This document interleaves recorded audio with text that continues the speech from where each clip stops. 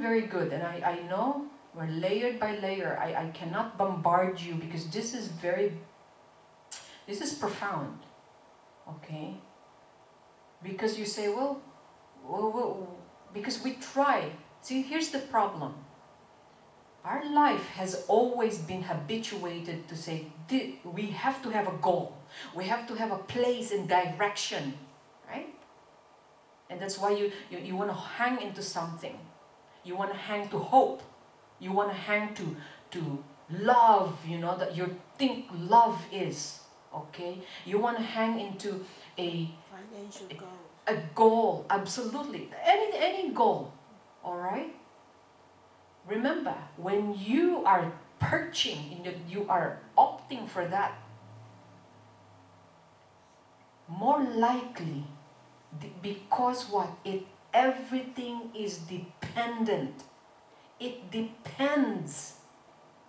So why do we even cling to any hope and fear if it depends on the causes and condition? So what do? You let them run the show. You just, like watching a movie. You watch them come and you watch them end. You know it's gonna end. The movie's gonna end. Right? So what do? You just enjoy it. But no. We are we like to prolong the movie. So we have to put it on pause. Yeah? I'll be right back. When I'm ready. Huh? And you go back there again and you say, and as the movie goes on, your liking towards it changes. Until to the point that you will no longer able to finish that movie. You open another movie. And you say, that's boring. I'm gonna get another movie. Maybe this one is more exciting. And then you're there again. Or replay the part that we like. Yes, replay the part and then you skip the ones you don't like. You say, oh, this is so violent. I'm gonna fast forward. Well, in most cases, that's how we do our lives. We only like the things we like to see. And you cannot, I've just done that actually last night. When I was, because, okay, it has been like, there was probably 2.5 years I didn't watch a movie. Just because my mind is all, pacify. And when my mind is, set for watching movie, and I watch my mind. And then I watch a scary one. Tell you, I knew it is a scary one, and you know what I did? I did not pause it. I did like this. I made it very small. So I was watching the movie very tiny, only to the point that I can see the and it helped, right? But was it real? No, I manipulated it. But I went through it. But I said, wow, that was something. So then therefore, I'm still affected, by what I see. So, practice of mindfulness. I said, okay, good. That's how we should see our lives. Things that are happening. Sometimes we cannot take it. It's too strong. That it flattens you. Then, pacify. Either you step back, make it small. Okay? Or stay away and you say, wait, I'm not ready for this. I cannot do it. But I cannot stop it. you change, you know, the accident that just happened. Sometimes we are so good at that, you know. You know when someone already cut their fingers, and you say, you should have not done that. Already finished.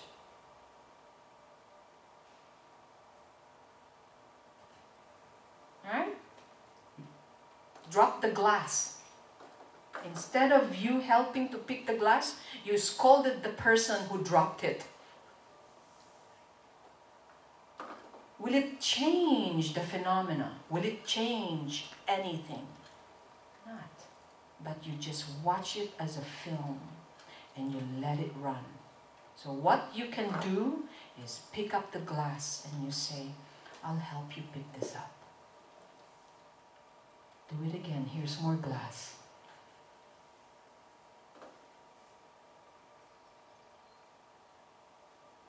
You see?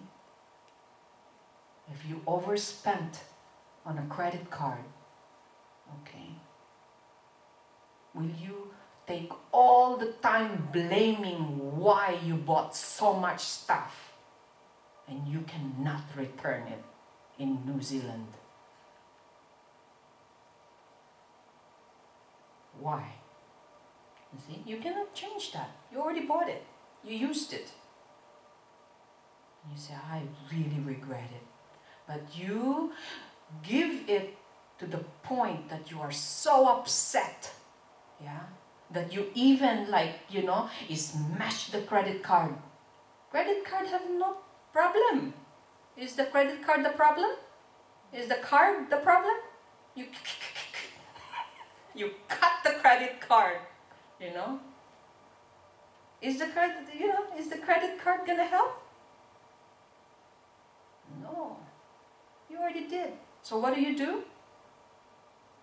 That's when your mindfulness comes and you say, all right, next time, enough. Okay?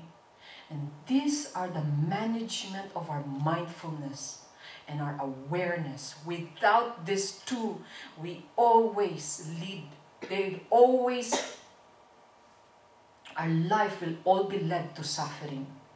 Because we have no discrimination whatsoever. Cannot even know. Awareness is the one that says, is it beneficial or not beneficial? You understand? That is awareness. When you see a thing, is this beneficial or not beneficial? And what's your next question? Beneficial to who? Well, it will only be to who? Okay, good. What's the next question? When you determine, yeah, it's beneficial. What's the next question? Short term or long term? Okay? If it's a long term, even though it's bad now, but the long term benefit, yeah, man, let's do it. Just like investment, like yeah. There you go. See? Use your all that wisdom. Use it. That's how it is. You see? His Holiness is Dalai Lama. That's how it is. Each time he says, if I'm angry now, what is this anger gonna do? Is it beneficial or not beneficial? When it is beneficial, is it for long term or short term? If it's short term, no good. He said, no good. Cut it. But if it's a long term, you go for it, even though painful. I like this is that we have some sound effect. Yeah?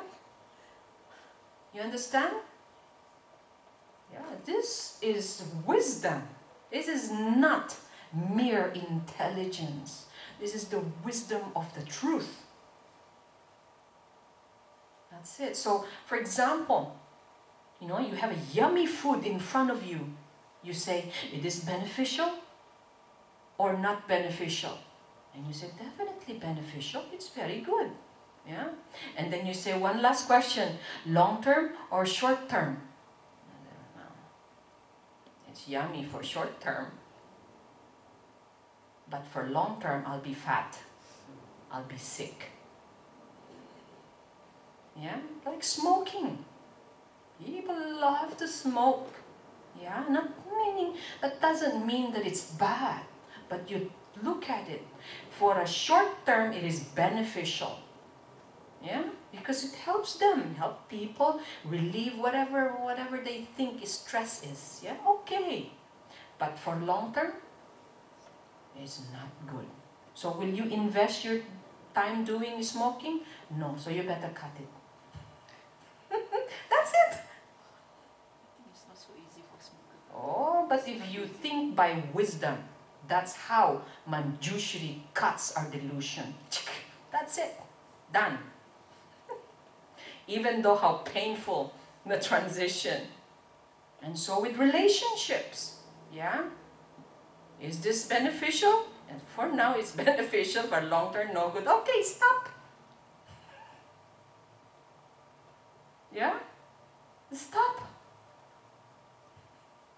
I know. Easy to say, you're right. But it needs a little bit of contemplative time. Contemplation is very important. Yeah. So what other practice? Is offering food. Okay. You know how many times we eat per day?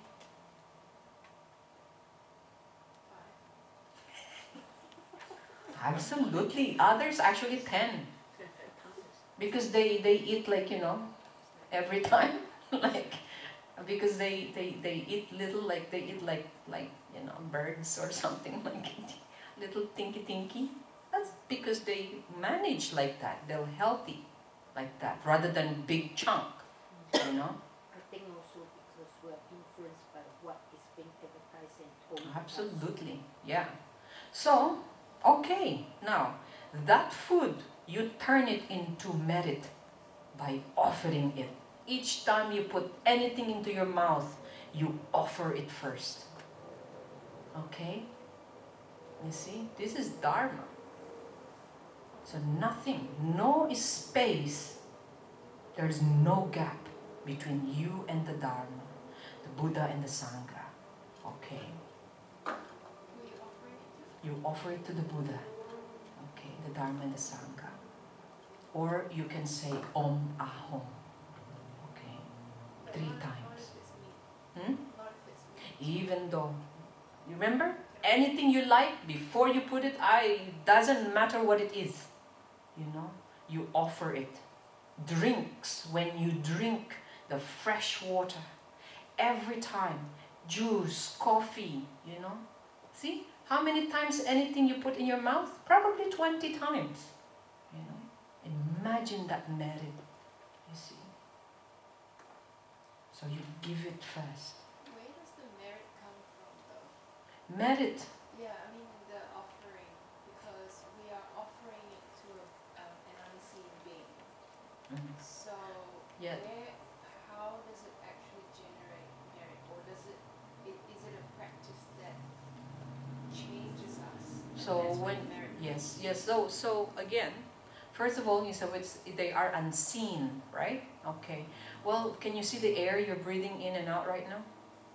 Okay. So are you breathing air? You can see it. Okay. So anything not because you don't see is actually manifesting. Okay. The Buddha. We cannot see it because of our delusion. So it's like the Christian. Before they eat anything, before they drink anything, they say, thank you God for your food. Well, it is almost, it's like that, but it is beyond that, okay? Because anything, why it becomes merit, okay? Merit, as I have expounded, merit is only merit when it has to cut your greed. If it drops yourself, the essence of the self goes down, is merit. So if you offer something first before you do, that is merit. If you offer someone help before you had it, that is merit. But if you do things because you want something, that is not merit. Understand? Merit is basically any actions that you do with body, speech and mind that has actually dedicated for others. It has nothing to do with yourself. So good. If we do a deed, a good deed, so to speak, but we didn't dedicate it, or we didn't. Very good. What was going to happen to that? Will it be still meritorious? Yes, but you may lose that, because it's like, as Jato Rinpoche is saying, it's like a little child holding a very fine china bone cup and saucer and wants to take it to the end of the table. And you know, this little child, you know, would you trust that little child, you know, run and that fine china bone cup and saucer that she would put to save? During her walk from here to there, it depends. He can fall. And being the child is like us, because of our training, you know, we are so dependent with many conditions. So what happened is, you may have created virtue at 8 a.m. Yeah? Without you dedicating that immediately, you are not saving that. Meaning, at 10 a.m., only 2 hours, you became very angry. You know your merit that you earned at 8 a.m.? Completely burned.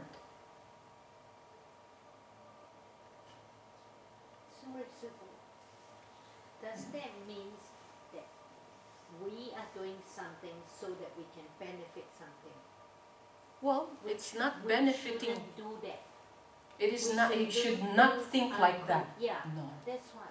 So why is it that if we forget to save the merit, it matters? Because if you're doing things without hoping something in return, right, then it doesn't matter. Yeah, correct. Okay, but why are you dedicating the merit? First is the question, why do we even dedicate if we know we are doing virtue? Why do we dedicate? Just sharing. You're sharing. Okay, not exactly. The reason why, okay, this is a very good point, yeah? Because in our mental continuum, okay, one reason is because of our anger. It will burn all those good deeds that we've done. That's why even this lifetime, you may have been a very good person, but you're a very angry too, and now no blessing come to you. You know, you always have misfortune. You always this and that, you know. And you say, I've been a good person. Why is this happening? Because of that. Okay, you have not saved them, and also anger is really the fire. Okay, all right, now that's one reason why you want to dedicate. It has nothing to do with, you know, you want to benefit yourself. No, it is basically the merit is the one that gives fire, okay, for you to continue to suffer less. To suffer less. Okay? That is the reason why. This is why one person has not enough merit, I'm telling you. And merits cannot be given, you know, like, oh, I'd like to donate my merit to you. We cannot do that. Okay? You generate that within yourself. Okay. another reason why you want to dedicate this virtuous action is like a seed that really you dedicate it for your full awakening. You know, when the virtue, even feeding a one ant with the love to give sugar to the ant, you know, that little action will never be lost, because, as the Buddha said, this is like the stairway, all right? This is the bridge that you're building towards your full enlightenment. They will never be lost, okay? Because, for example, you're almost about to get enlightened. Almost. But you don't have enough merit. Okay, that's why every drop of merit is towards your future, you know, awakening. Because merit also is basically, as the karma says, okay, the more merit you have, the clearer your wisdom will go. When someone cannot understand the Dharma, it's not because he's dumb. Okay? It's not because he's trying but cannot get it. Alright? Cannot even stand 5 minutes long. Or cannot even chant. You know? Cannot remember the chant. Yeah? It's because of merit. All mind activity has to do with that. The way you will understand wisdom is only through merit. Merit of virtue. Okay. The more you have, that's why they call this the accumulation of merit. Because we need enough to propel us. It's like, you know, like a rubber band. You know when you stretch a rubber band like the bow and arrow. You know how the arrow actually can take so for you far away. It depends on how stretched. You know, how much strength and merit to what to propel you. I know that merits cannot be transferred. It's not transferable from A to B. But can we dedicate the merits towards? All this is towards others. It has nothing to do with you. It's just dedicate it all. Yeah, dedicate it all. So how? Why? Hang on, because then I forget what I'm gonna say. Why? Remember? Because when you dedicate this merit, you already have also benefited. Okay? Immediately. But all those, again, is a practice of thinking others. So then it cuts the delusion of self and greedy. That's why your bodhicitta becomes very strong, because it has nothing to do with you anymore. Okay? But immediately, the first person or the first individual that benefits is you. Don't worry. That is like, it's already given. So how? You're already entitled, okay? So how would I know that? You know it. I have accumulated all these This merits? merit? Yeah. Well, you see your actions per day. Okay? This is as Lama Yeshe say, how's my day today? Have I been virtue? You know? And you say, or have I been happy? And you say, yeah, I think 80%. Well, that's good enough. That means you have had merit, you know, you accumulated merit. I've been good today, you know. I made someone happy today. That's you already. So then you dedicate that. Okay? But the 20% that you know you've done wrong, what do? You say, all right, I made her a little bit, so I am going to purify this. Oh, there you go. Then, once the purification comes, you're 100% again. The purification means you regret, honestly regretted what you've done, period. That you will not do it again. And if you've done it again, you say, all right, this is it. This is the last time I will do this. I'm very sorry. But yet you've done it again. You do it again. Like that. Until one time, it's all eradicated. Because you're very genuine. You did not really mean that. Okay? Because sometimes we have problems with our own regret. Like, this is not enough. I should do more. Buddhist practice is not like that. Okay, when you really mean that you did not, I will not do this again.